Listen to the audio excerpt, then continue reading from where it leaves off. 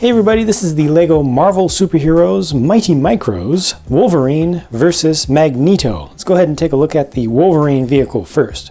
You see, this is actually a very severely super deformed version of the ironically blue Blackbird X-Jet. It's the Jet. It just has wheels on it and it is so short. It has just been compressed down, but you can see some of the shape. As a matter of fact, if I take one of the wings and angle it up, there you can see just a little bit better which one that they were going for. Makes a little bit more sense, I think.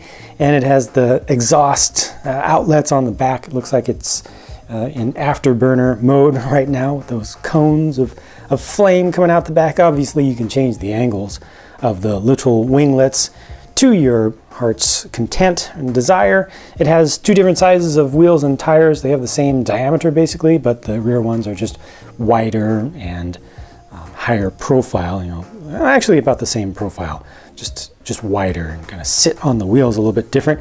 And it has some lights at the front. This is nice to get this 2x6 double rounded plate piece here on the front in blue, and Wolverine just stands kind of in the cockpit area. This is actually a printed piece on the front.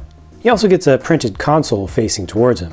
Magneto's vehicle is smaller and simpler, and its major feature is the big old classic style of horseshoe magnet on the back, which is mostly shrouded by his cape, actually. I'll just flip that up temporarily so you can see it a lot more easily.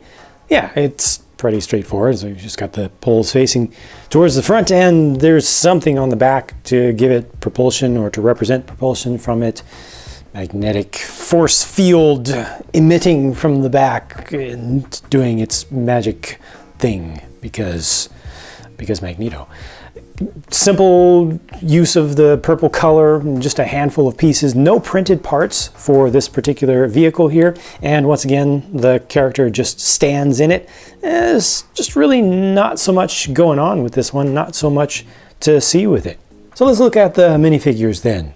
Good hairpiece for Wolverine and a very, very comic face. Not very useful for other things, I would say. If you want to use those parts for something a little bit larger, make more of a full-sized and more serious comic version of a kind of classic version of Wolverine. I guess the torso is useful, and certainly the blue hands are good to get.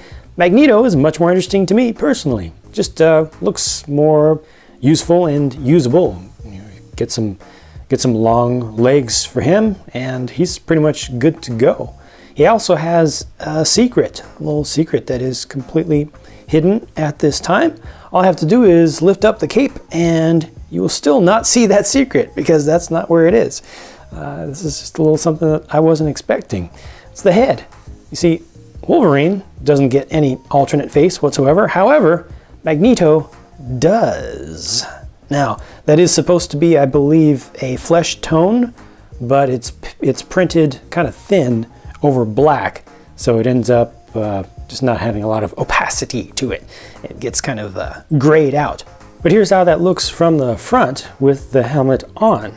It's an alternate look, and I think that one looks pretty cool. I think it just fits in best with the really comic, super comic theme of the Mighty Micros, but has some seriousness to it as well. I think that the other face is a little bit better and more useful in general.